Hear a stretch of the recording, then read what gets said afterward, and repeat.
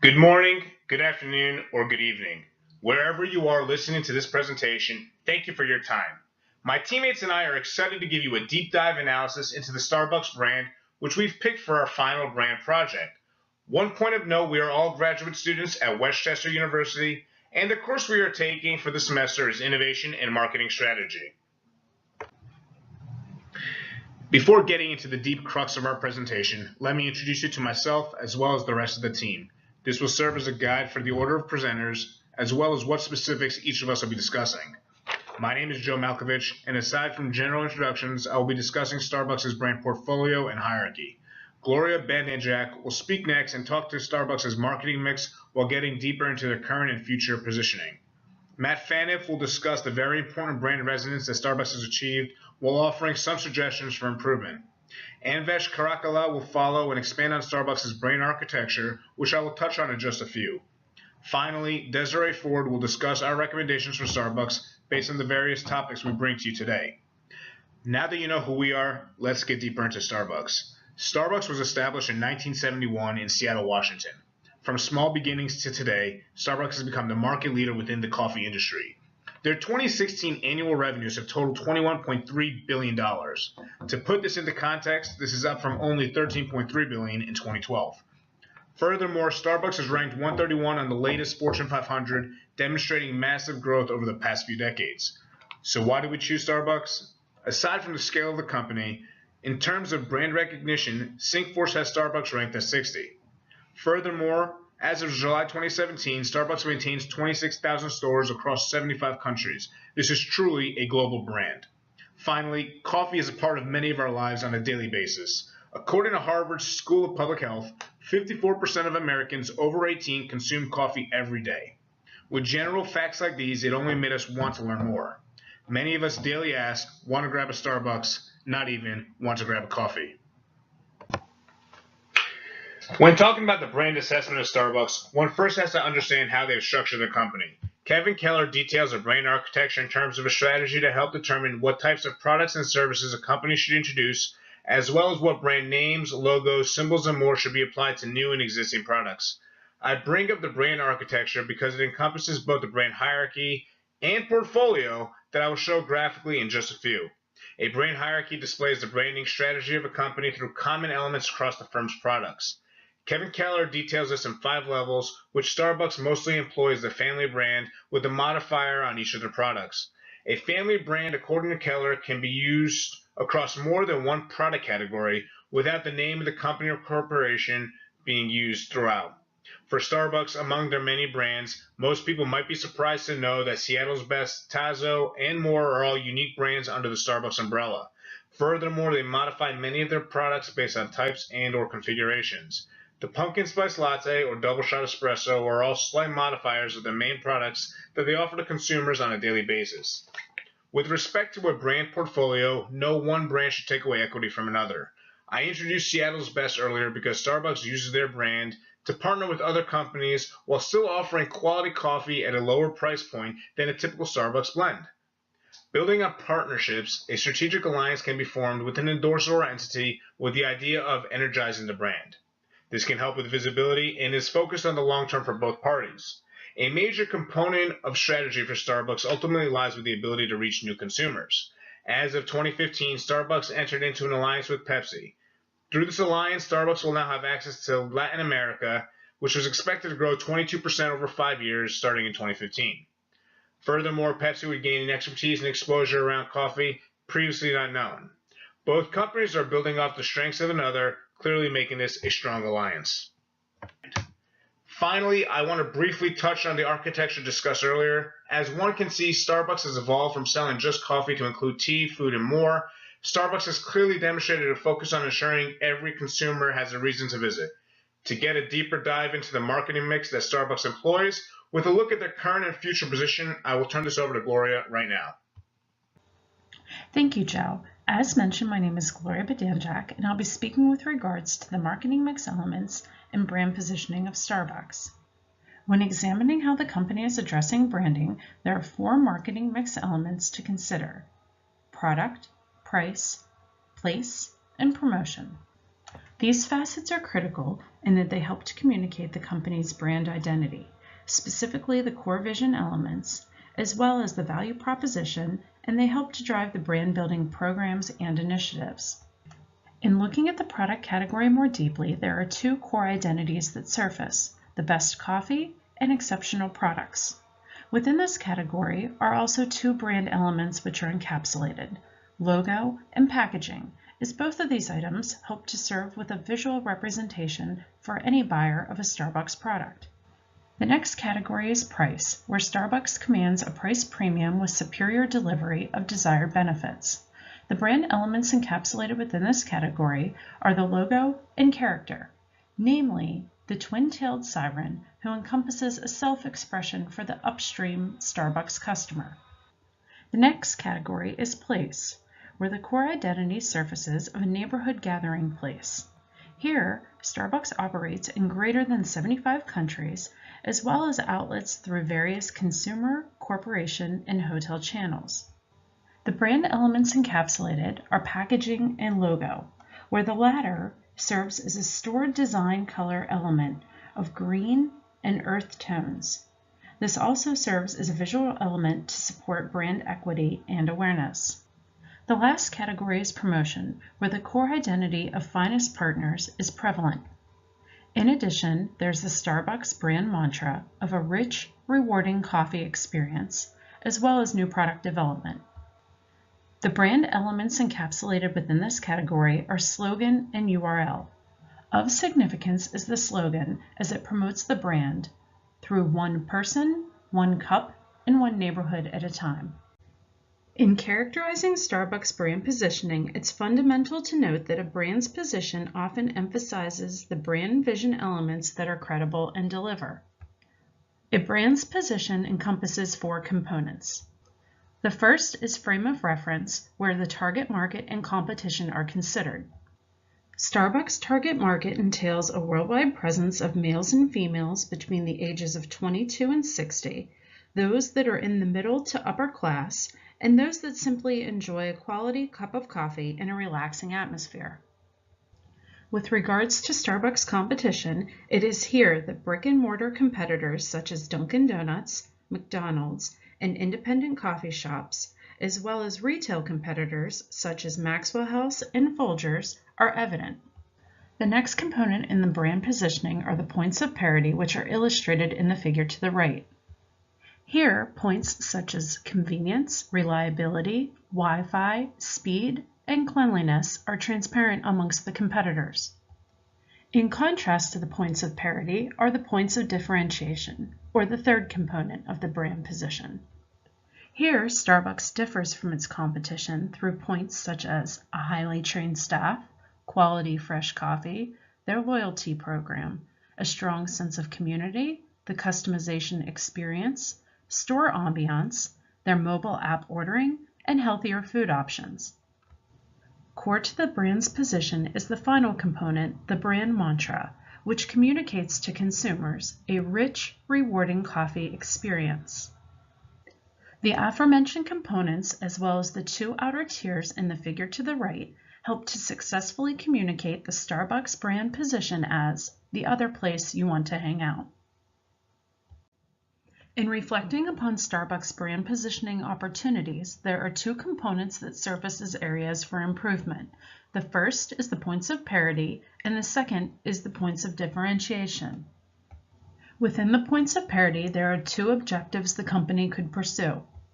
The first is the migration to a 24-hour operating model. The second is to improve the pricing model so as to close the pricing gap with their competition. In contrast to the points of parity are three objectives the company could pursue with regards to points of difference. First, the brand could consider an extension into the cordial alcohol segment. Second, Starbucks could consider an alliance with Ben & Jerry's or another ice cream manufacturer. And third, they could consider offering an open mic night at their store locations. All of these objectives will further enhance the Starbucks position. I'll now turn things over to Matt Phaneuf, who will speak about brand resonance and marketing activities. Thanks, Gloria. As she said, my name is Matt Phaneuf, and I will be covering our Starbucks brand building assessment. According to the customer-based brand equity model, there are 4 steps, each of which builds on its predecessor to building a strong brand. These 4 steps are accomplished through completion of 6 brand building blocks. The first step is defining the brand's identity with the corresponding building block of brand salience. Next is conveying the brand's meaning, which is covered by the brand performance and brand imagery building blocks. Third is brand consumer responses and its corresponding building blocks of consumer judgments and consumer feelings. The final step to building a strong brand is the relationship between the brand and its customers. This final brand building block, according to the model, is consumer brand resonance. According to Keller in Strategic Brand Management, consumer brand resonance describes the relationship that customers have with the brand and the extent to which they feel they are in sync with the brand. Keller also explains that consumer brand resonance has 4 subdimensions. These are behavioral loyalty, attitudinal attachment, sense of community, and active engagement. One quantitative indicator of Starbucks customers' behavioral loyalty is customer participation and use of Starbucks Rewards, their loyalty program. This is covered in some detail in the next slide. Regarding attitudinal attachment, a Google search on reasons to love Starbucks yields over 4 million results. Many are blog posts and include such titles as 10 Reasons Moms Love Starbucks and 6 Reasons Why We All Love Starbucks, which is subtitled You May Not Love Coffee, but You Know You Still Love Starbucks. In fact, the author of 6 Reasons We All Love Starbucks writes, the chain has turned a 5-minute walk from home into one of the most enjoyable parts of my day, clearly indicating it's a pleasure she looks forward to. For sense of community, the blog post 10 Reasons Mom Loves Starbucks provides a great illustration of this. Specifically, the author lists Your Baristas as one of her reasons and explains, I knew we reached a new level of friendship when my baristas became my Facebook friends. On that note, the Starbucks Facebook page has a community tab that has 37 million total likes, 35 million total follows, and 35 million total visits. Finally, as Keller indicates for the active engagement subdimension, perhaps the strongest affirmation of brand loyalty occurs when customers are willing to invest time, energy, money, or other resources into the brand beyond those expended during purchases or consumption of the brand. One example of this is the website Starbucks Secret Menu, which is dedicated to sharing information about beverages that are not listed on Starbucks menu but will be prepared if ordered. This is not an official Starbucks website, and their disclaimer is, this is a fan-run website and is not affiliated with Starbucks.com or the Starbucks Corporation. We are not employed or compensated by them to publish content found on the site. We simply love their drinks. This is a very clear example of active engagement. One key marketing activity Starbucks utilizes is their loyalty program, Starbucks Rewards. This has been highly effective at generating repeat purchases, thus the behavioral loyalty subdimension of brand resonance. As of first quarter 2016, there was $1.2 billion of customer funds loaded onto Starbucks Rewards cards, which can be either virtual cards or actual plastic cards. Additionally, as of second quarter 2016, 41% of Starbucks transactions in the United States and Canada were made using a Starbucks Rewards card, indicating the overall popularity of the program with Starbucks customers. To help put this in perspective, deposits to other financial institutions, including several banks, in that same time frame are shown in the graphic. Since loading money onto the Starbucks Rewards card is for the sole purpose of making Starbucks purchases, this is an amazing quantitative indicator of behavioral loyalty. Although it is difficult to make suggestions for improving Starbucks brand activities since the company is so successful, we have 2 ideas for the future. The first is use of a brand spokesperson. A somewhat analogous example is the brand Nespresso's relationship with actor George Clooney. Earlier this year, the president of Nespresso USA said George Clooney has been a wonderful partner for many years, in the US and globally, bringing the Nespresso brand essence to life in many ways. Certainly through his entertaining advertisements, but also through his work with Nespresso's Sustainability Advisory Board, championing our commitment to farmers and providing high-quality, sustainable coffee to coffee lovers around the world. Starbucks could have similar success with a different spokesperson who, as Keller puts it in Strategic Brand Management, is a well-known and well-defined celebrity whose associations are relevant to the brand and likely to be transferable. Another possible improvement would be a branded social program. Starbucks is already active in numerous discrete social programs. For instance, during my team member Gloria's interview with Starbucks Havertown, Pennsylvania store manager Jeffrino Albino Tomas, he discussed what community service means to his neighborhood and store by saying, "Our store is very committed to community service. Last month, I represented the Havertown location during an event in the Providence Animal Shelter in Media, Pennsylvania. Although individual community support events are important, a nationwide or even global Starbucks branded community service project could be a significant contribution to thousands of neighborhoods, not to mention a great marketing activity. One example of this is the brand Tom's One for One program. Its tagline is, "Through your purchases, Tom's helps provide shoes, sight, water, safe birth, and bullying prevention services to people in need." I will now turn the presentation over to my teammate Anvesh, who will be discussing Starbucks brand architecture. Thanks, Matt. I'm Anvesh Karakala, and I will be talking about Starbucks brand architecture strategy. As Keller states, the brand's architecture strategy helps marketers determine which products and services to introduce, which brand names, logos, and symbols to apply to new and existing products. According to Keller, there are three main steps in determining brand architecture strategy.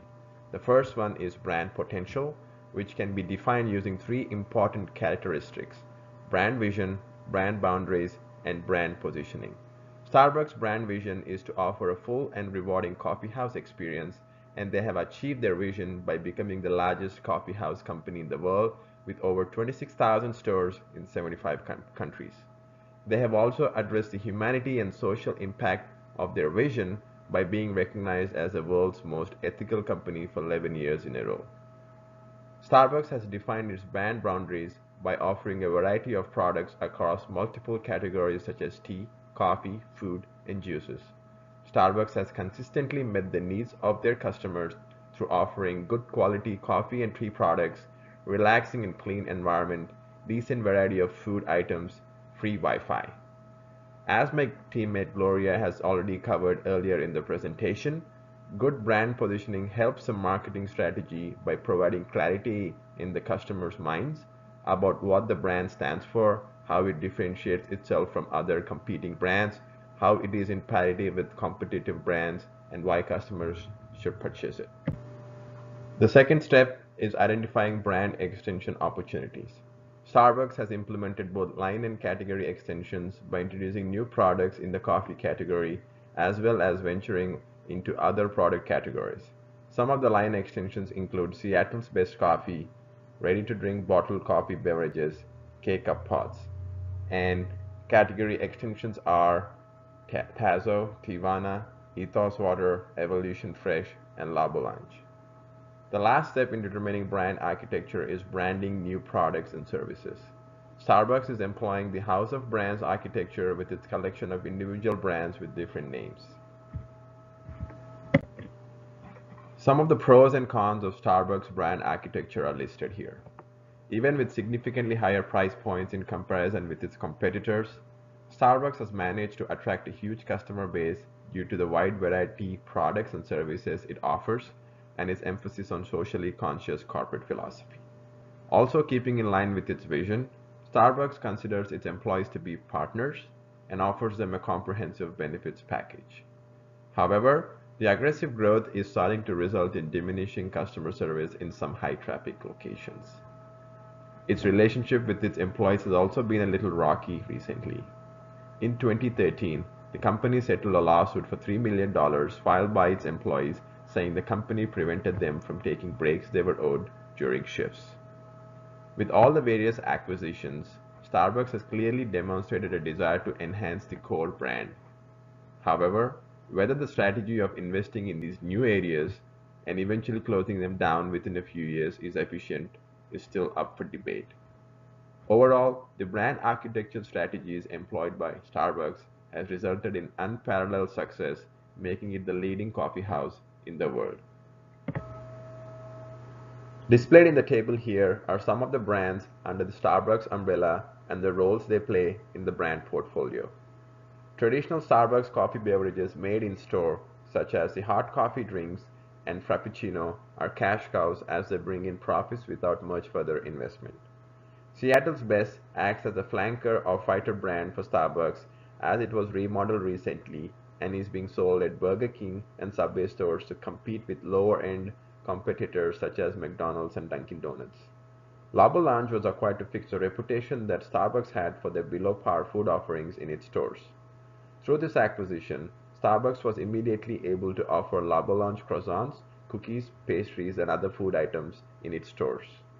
The acquisition of Teavana was a strategic move for Starbucks to expand their foothold in Asian countries such as China and Japan, where tea is a predominant drink. Tazo and Ethos Water are both being used to increase shelf presence in grocery and other retail stores. The role of Evolution Fresh is to attract health-conscious customers with a keen focus on wellness. Next up is Desiree Ford, who will be talking about Starbucks brand expansion and growth strategy. Thanks, Anvesh. As Anvesh mentioned, I'm Desiree Ford and will now be going through the brand expansion for Starbucks. Within expansion, Starbucks has done a good job of moving into new markets other than coffee, most notably by introducing breakfast, snacks, and lunch foods to its customers. Starbucks food sales have been steadily increasing over the past few years and today are at 20% of total revenue. In an effort to increase midday sales, the company moved into the food market and has been introducing new programs such as Mercado, where fresher prepared options are there daily. This appeals to the fresher and higher quality options customers are now requesting from food retailers. Additionally, Starbucks breakfast products have done well since this is an additive product for consumers coming in already for their morning coffee. New, healthy, convenience breakfast options such as the egg bites shown here also appeal to more health-conscious consumers and may attract additional business for those coming to the store for a healthy morning meal. The growth strategy of Starbucks brand has done well by leveraging its equity into new products and markets aside from just the food mentioned earlier. The company is currently focused on its growth strategy as it plans to add 12,000 stores globally by 2021. One way to assess growth is to utilize the business attractiveness and position matrix shown here.